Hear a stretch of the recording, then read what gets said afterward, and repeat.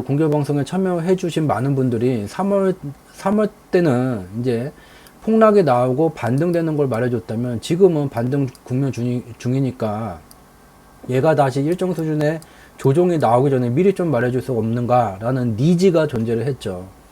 그래서 8월 초서부터 경제 지표들이 지금 말해주고 있는 것을 분석하게 되면 추가적인 상승이 진행되기보다는 일정 수준의 제한된 하방 변동성이 진행되고 있다. 그래서 8월 2주차가 그동안의 수익을 챙기는데 가장 적기였고 3주차에 들어왔지만 지금서부터도 하방 변동성을 일부 대비를 해야지 된다. 이 하방 변동성이라는 얘기를 듣게 되면 누군가는 겁을 먹게 되지만 3월 20일 이후부터 여기까지 지금까지 반등 국면이 진행되게 되면서 급등주 매매 사고팔고를 하지 않더라도 3월 초서부터 비중을 확대해야 되는 금융상품들 그냥 가지고 비중만 늘려줬더라도 급등주를 넘어서게 되는 2배에서 3배 심지어는 4배가 넘는 미 달러로 거래되는 세금을 국내 주식보다 많이 내는 금융상품들이 많이 있었다라는 것을 공개방송에서도 공유를 드려왔었죠.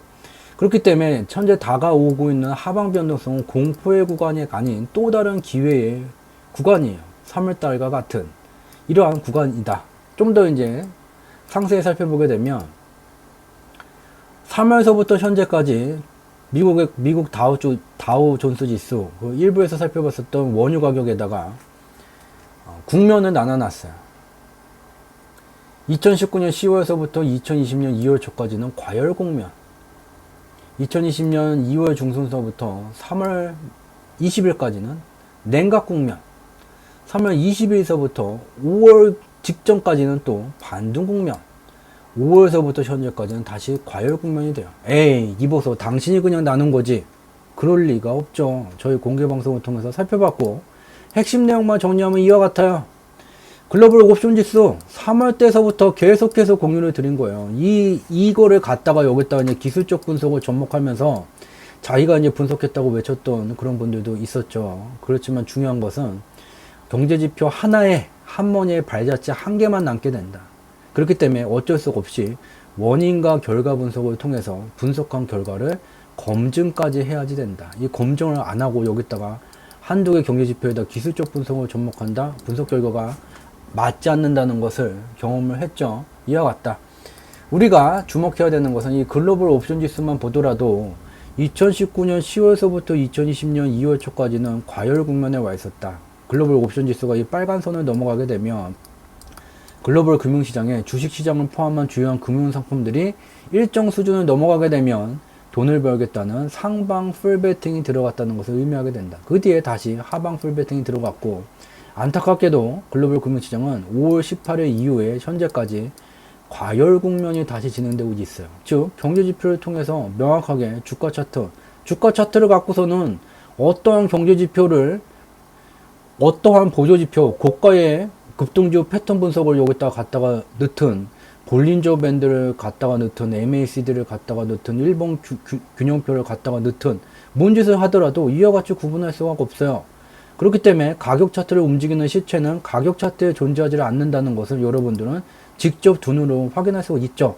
가격 차트를 벗어나서 경제지표의 원인과 결과 분석에 관심을 갖는 순간 가격 차트에 보이지 않는 이와 같은 명확한 구분선을 확인할 수가 있게 됩니다.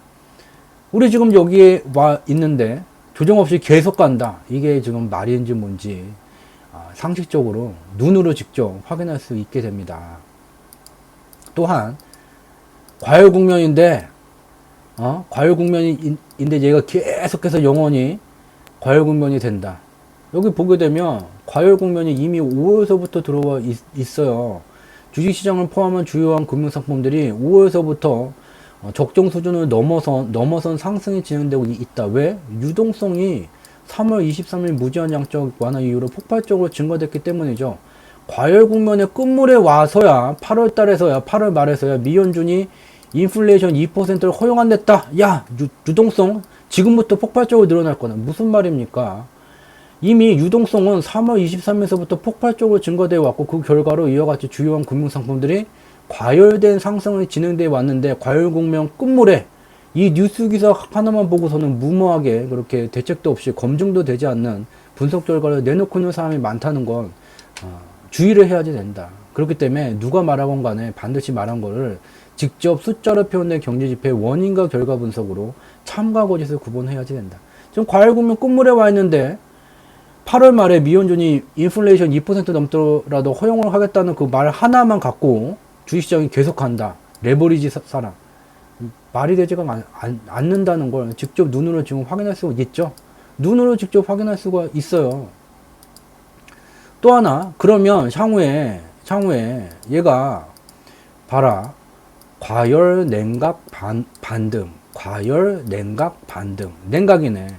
인버스 2배수 내가 그래서 3월 말서부터 인버스 2배수를 사라고 말했잖냐. 이게 지금 말인지 뭔지 눈으로 직접 확인할 수가 있게 되겠죠. 이와 같아요. 그러면 조종이 인버스 2배수를 사야 되냐. 인버스 상품은요, 해지를 위한 상품이지 일정 수준이 넘는 수익률을 올리기 위한 금융상품이 아니에요. 그거를 지금 같은 상황이라면 인버스를 추천하기 전에 그러면 이 조종 시기에 그렇게 분석이 적합하다면 이 조종 시기에 어떤 금융상품들을 저가에 쓸어담아서 3월 20일 이후 지금까지 반등 나온 것처럼 다시 한번 폭발적인 수익을 얻을 수 있는 게 무엇이겠습니까? 거기에는 인버스가 들어가지 않는다는 거죠. 그 금융상품을 말하라는 거죠. 그거 말을 못하고 인버스만 말한다. 말인지 뭔지 명확하게 알 수 있게 됩니다. 그리고 인버스를 살 때가 아니에요. 얘가 바로 계속해서 공개방송에서 공유를 드린 내용이에요.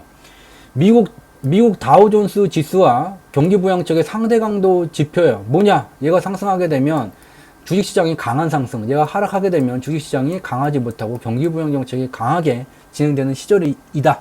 현재 어디에 와 있냐? 역사적인 하한 수준에 와 있다. 2020년 2월 초 이후에 3월에 급락이 나타날 때에 이 지표는 바로 이 상한 수준에 가 있었다. 이때 폭락이 나오게 됐고 지금 여기에 와 있다. 지금 이 폭락이 나올 때인가 아닌가? 원유 가격 살펴본 것과 같이 얘가 개선세로 돌아서기 쉬운 위치인지 폭락이 추가로 나올 수 있는 위치인지 어떤 게 더 쉬운지를 눈으로 직접 확인할 수가 있죠. 이와 같이 이 지수가 조정이 나올 때마다 이와 같이 주가 지수가 조정이 나왔다. 지금 내일은 여기에 와 있지만 이 지표가 지금 밑에 와 있어요. 폭락이 나오기 힘들다는 걸 직접 눈으로 확인할 수 있고 믿지 못하겠다. 다른 경제지표 공개방송에서 계속 봤던 거 연달아서 나옵니다. 유로 환율 대비 미달러 환율이에요. 여기에 US dollars to 1 유로라고 친절하게 프레드에서 적어놨어요. 이거를 보고도 아니다. 미달러 대비 유로다. 저희 경제지표 스토리텔링이 2018년 6월서부터 공개방송을 진행해오고 있고, 그리고 별도의 이제 교육과정을 또 가지고 있기 때문에 그 교육과정을 수료한 사람들이 있죠. 근데 남의 것을 배운 사람들이기 때문에 능수능란하게 활용하지를 못하고 원인과 결과 분석에 검증하는 단계의 수준까지 가지 못한 사람들이 있어요. 이걸 갖다가 이렇게 설명을 했죠. 제보를 받았어요. 얘는 EUR, USD라고 적습니다. 그래서 제가 경제지표 스토리텔링 잘못 말한 거예요. 미달러 대비 유로가 맞아요. 왜냐? 얘를 설명한 자료를 보게 되면 이렇게 적어놨어요. EUR, USD. 이게 뭡니까? 이게 나누기죠. 영어를 엄청 못한다. 이게 영어로는 divide, 나누기를 말하는지 슬래시를 말하는 건지 이것을 알아야 되죠. 프레드에서, 중앙은행에서 얘는 나누기가 아니라 슬래시다. 그래서 US dollars to 1 유로가 맞다. 이게 맞다라고 적어놨어요. 그래서 매우 안타까운 말이지만 2018년 6월서부터 저희 분석 내용을 접한 사람들 중에서 일부 이제 그것을 갖다가 기술적 분석이랑 접목해서 상업적으로 팔아먹는 곳이 있어요. 조만간 이제 법원에서 단체 팬미팅 인증샷을 남길 거고요. 그런 사람들 말을 믿지를 말자. 어설픈 선무당이 사람을 잡는다. 여기 분명히 적어놨어요. 미국의 중앙은행이 적어놨어요.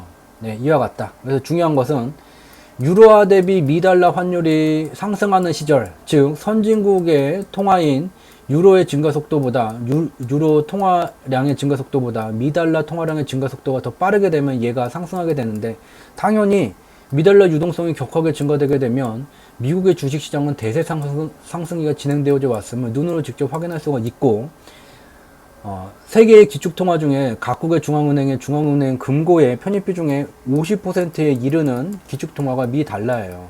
미 달러가 이와 같이 글로벌 미 달러 유동성이 늘어나게 되면 이머징 국가에 투자되는 미 달러로 투자되는 이 투자 금액이 또 높아지게 돼요. 그래서 이 파란 선이 올라가는 기간 미국의 주식시장도 격한 대세 상승, 이머징 국가도 격한 대세 상승, 선진국은 좀 다소 상대적으로 약한 상승기가 진행이 되어 와요. 그래서 우리가 봐야 될 건 이해할 필요도 없어요. 파란색 선 올라가, 빨간색 선 올라가, 파란색 선 올라가, 빨간색 선 올라가. 아, 너무 쉽네. 파란색 선 올라가, 빨간색 선 올라가. 3월에 급락이 왜 나타났습니까? 파란색 선 내려갔는데 빨간색 선 왜 올라가? 방향성을 수렴하기 위해서 내려왔죠. 이게 바로 앞서서 살펴봤었던 오버슈팅의 실체예요. 현재 인버스 2배수를 사야 된다고요? 파란색 선 올라가, 빨간색 선 올라가.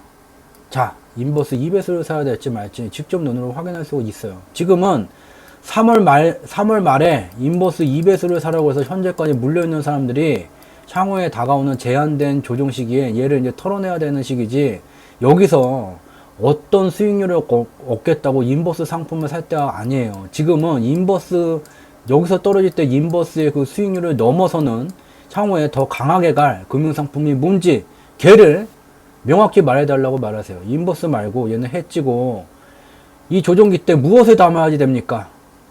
말을 했다면 얘를 그와 같이 결론의 이른 판단 기준은 무엇인지 공유해달라. 그거를 확실하게 물어보셔야지 돼요. 그래야지 선무당한테 당하지를 않게 됩니다.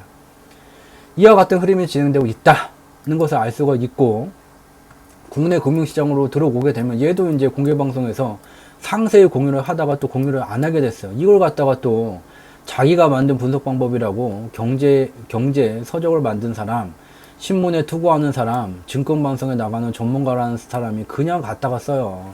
말도 안 되는 스토리죠. 뭐냐? 저희 경제지표 스토리텔링은 국내 옵션 시장을 분석할 때 매우 간단한 기준을 갖고 있어요. 개인의 파란 숫자 사냥법이에요. 현재 얘는 지금 11시 10분 기준이고요. 코스피 200 지수가 이 시간대에 316.98에 가 있었죠. 그러면 여기 구간에 해당되게 돼요. 315에서 317.5 미만의 구간에 들어가게 돼요. 옵션 시장에서 누군가 돈을 벌기 위해서는 반드시 누군가 깡통을 쳐야 된다. 그래서 자금 운용 능력이 가장 약한 수급 주체가 개인이 되게 되고, 개인 중에서도 이론적으로 만기일까지 무한대의 손실이 발생 가능한 이 파란 숫자 매도 포지션을 외국인이 공격하게 된다. 그래서 외국인은 지수 자체를 개인의 파란 숫자가 집중된 지역으로 계속해서 움직여 왔어요. 그래서 우리가 확인할 수 있는 것은 이 317.5 미만 구간까지가, 여기까지가 개인의 파란 숫자가 밀집된 구간이기 때문에 이 변동성의 상한 수준이 되게 된다. 이 밑으로도 지수가 움직일 수 있다. 왜냐? 개인의 파란 숫자가 302.5부터 317.5 미만 구간까지 포진되어져 있기 때문에 이 밑에 구간에서 왔다 갔다 하면서 외국인은 개인의 파란 숫자를 사냥하게 된다. 는 것을 알 수가 있게 됩니다. 그렇지만 향후에 여기 빨간 선으로 나타낸 게 국내 선물 시장에서 외국인 수급이에요. 2020년 3월에 폭락이 나타나기 전에 외국인이 선물의 매수 포지션을 청산했던 것과 같이 얘가 이제 청산되게 되면서 글로벌 금융시장의 하방 변동성하고 시기가 맞물려서 연동돼서 이와 같은 변화가 나타나게 되는 시기가 머지 않았다는 것을 알 수 있게 됩니다. 여기까지가 오늘 저희 경제지표 스토리텔링에서 준비한 공개방송 밤을 잊은 그대 내용이 되겠습니다. 늦은 시간까지 저희 경제지표 스토리텔링에서 매주 화요일 목요일 밤 10시에 진행하는 공개방송 밤을 잊은 그대에 함께 참여해 주셔서 진심으로 감사드리도록 하겠습니다. 고맙습니다. 새로 참여해 주시는 경우에 숫자로 표현된 경제지표의 원인과 결과 분석, 말만 들어도 좀 가슴이 답답할 수가 있고 좀 겁이 날 수가 있어요. 그러하기 때문에 반드시 좀 기본이 되는 공개방송에서 이제 진행하는 내용 중에 좀 공유하기는 어렵지만 반드시 이해도를 높이기 위해서 필요한 내용들을 공개방송에서 매우 많이 다뤄왔어요. 그 중에서 최근에 이제 지금 진행되고 있는 공개방송에 대한 이해도를 높이기 위해서는 이것을 꼭 봐주셔야 돼요. 여기 파란색 검색창, 연두색 검색창에다가 경제지표 스토리텔링이라고 치게 되면 연관 검색어에 주상지라는 낯선 단어가 뜨게 돼요. 얘는 또 뭐야? 클릭을 일단 해보시면 여기 웹사이트 세 번째에 얘를 또 클릭해 주시게 되면 주가를 상승시키는 경제지표라는 이 주상지 카페로 접속이 되게 돼요. 물론 지금 설명드리는 것은 저희 유튜브 채널에도 올려져 있습니다. 근데 유튜브 채널에서 이러한 영상을 찾으려면 화면을 계속 밑으로 내리시면서 찾아야지 되기 때문에 번거로워요. 첫 번째로 이제 새로 참여해 주시는 분들은 이 영상을 꼭 봐주셔야 돼요. 3월 25일날 공개 방송 내용이에요. 다른 게 아니라 이미 3월 25일날 공개 방송을 했던 거예요. 핫머니의 글로벌 금융시장 운영 메커니즘. 자꾸만 존 템플턴 경이 글로벌 ETF라는 걸 만들고 글로벌 금융시장이 국가가 다름에도 연동되고 금융상품의 속성이 다름에도 특정 기간에 연동해서 움직인다는데 그게 도대체 뭔 말인가? 3월 25일날 매우 중요한 내용을 다뤘어요. 3월에 폭락이 어떻게 준비가 됐고 어떻게 연동돼 갖고 주요한 국가들의 주식시장 특성이 다른 금융상품들이 연동돼서 움직여 왔는지 그 메커니즘을 직접 눈으로 확인하실 수 있는 매우 중요한 내용이에요. 이 내용을 새로 참여해 주신 분들 꼭 보셔야 되고, 두 번째로 4월 2일 공개 방송 내용이에요. 글로벌 금융시장의 소리 없는 창과 방패의 전쟁. 인류의 금융 역사를 보게 되면 한 국가의 중앙은행보다 더 많은 자금을 운영하는 그러한 투자 조직들이 존재해 왔고, 그러한 복수의 투자 조직을 영어로 그냥 간단히 합쳐서 핫머니라고 부르게 되게 돼요. 이러한 핫머니는 해가 지지 않는 나라 영국의 중앙은행인 영란은행을 무너뜨리고, 남미의 중앙은행 연합체를 무너뜨리고, 대한민국을 포함한 아시아의 경제를 무너뜨려 왔어요. 이 핫머니는 주로 이제 변동성을 만들게 됩니다. 또한 우리가 공개 방송에서 공유드리고 있는 바와 같이 누구보다도 많은 자금을 운영하고 있는 그들이기 때문에 이들은 가격 차트를 기준으로 매매를 할 수가 없고, 숫자로 표현된 경제 지표의 분석을 통해서 글로벌 경제의 방향성을 파악하고, 이 방향성과는 전혀 상관없는 1개월과 3개월 옵션과 선물 만기일 즈음에서 방향성과는 전혀 상관없는 변동성을 만들면서 수익을 극대화해오고 있습니다. 이들에 맞서기 위해서는 한두 개 중앙은행이 연합해봤자 계속해서 역사 속에서 패배를 해왔어요. 근데 이 핫머니가 건들지 말아야 되는 선을 넘었어요. 바로 3월이죠. 3월 주요한 주식시장과 금융상품들을 일정 수준 이하로 폭락하게 만들었고, 이 폭락을 만들기 전에는 또 오버슈팅 현상을 만들었어요. 즉 2020년 3월까지 핫머니들은 상방 풀베팅, 하방 풀베팅을 통해서 어마어마한 수익률을 기록했고, 얘를 결국은 돈으로 환전을 해야지 수익이 확정되게 돼요.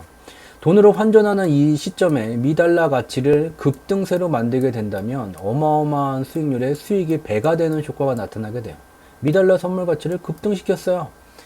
근데 얘를 통해서 이제 인류의 금융 역사에 기록될 만한 어마어마한 성과를 다시 기록을 했지만, 이 미달러를 건들지 말았어야 됐어요. 바로 미달러는 전 세계에서 유일하게 이 미국의 중앙은행, 미 연방준비제도 이사회만이 미달러 유동성의 가치 변화를 정책적으로 만들 수 있는데 그 절대 반지를 핫머니가 건들게 됐어요. 그래서 핫머니가 만드는 변동성의 창이라는 것에 드디어 미 연준이 방패를 들이대기 시작했어요.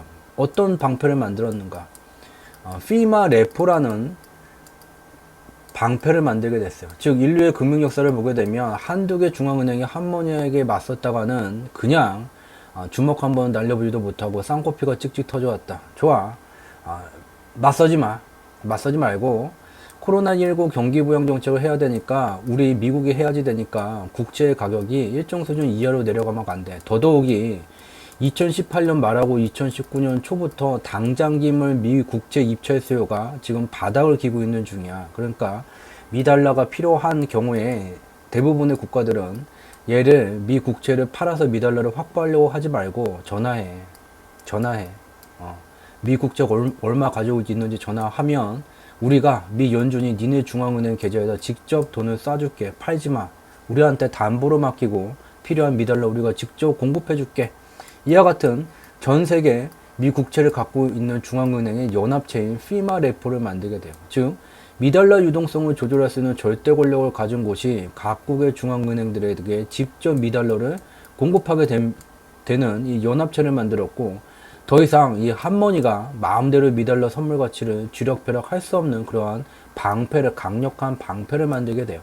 이와 같이 우리가 살아가고 있는 이 현 시점은 가격 차트를 보게 되면 맨날 똑같이 가격이 왔다 갔다 하는 것과 같고, 다만 변동성이 더 커졌다고만 느낄 수는 있지만, 그 가격 차트를 움직이는 시체는 가격 차트에 존재하지 않고 각 국가의 정책이 국가의 경제 방향성을 설정하게 되고, 그러한 국가 경제 방향성에 금융시장 가격 차트의 방향성이 수렴하게 됩니다. 가격 차트에서는 보이지 않는 어마어마한 일들이 한모니아, 피마 레포, 전 세계 중앙은행 연합체가 벌이는 창가 방패 전쟁에 관련된 이야기가 아닌 숫자로 표현된 경제지표의 원인과 결과 분석으로 시각적으로 즉각적으로 파악할 수 있는 이러한 내용을 4월 2일 공개방송에서 다뤘어요. 이 두 가지를 꼭 봐주셔야지 기본적인 이 두 가지 정도는 봤다는 전제로 공개방송들이 진행이 되기 때문에, 그리고 이제 공개방송 마치고 나면 질문을 받는데 대부분의 질문들이 이 내용에 다 들어가는 내용들이에요. 그리고 추가적으로 이제 최근에 또 하나 어마어마한 내용을 공유를 했죠.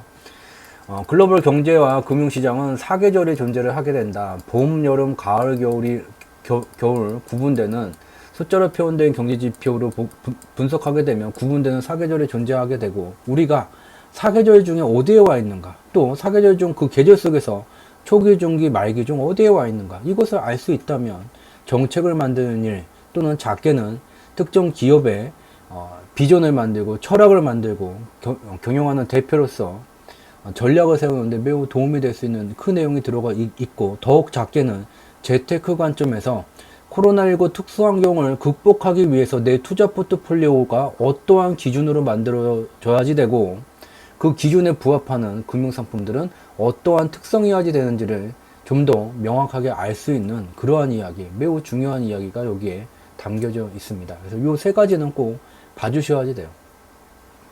이거를 보게 되면 대부분의 이제 오늘도 이제 질문은 공개방송 이제 녹화본 작성 이후에 질문을 받겠지만 대부분의 질문들이 여기에 다 속하는 경우가 많아요. 네, 그래서 요 세 가지 새로 참여해 주신 분들은 꼭 봐주시기를 바랍니다. 이 두 가지는 여기 경제지표 스토리텔링 카페에 제 위에다가 갖다가 놨으니까 번거롭게 이제 유튜브에서 3월 25일자, 4월 2일자까지 이 마우스 커서를 밑으로 내려서 찾으실 필요는 없고요. 유튜브 채널에서 이제 찾으실 거는 이 사계절, 봄, 여름, 가을, 겨울이 들어가 있는 제목에 들어가 있는 요것만 찾으셔서 추가로 보시면 됩니다. 나머지 두 개는 여기에다 이제 갖다가 놨어요. 이와 같은 내용 꼭 봐주시기를 바랍니다.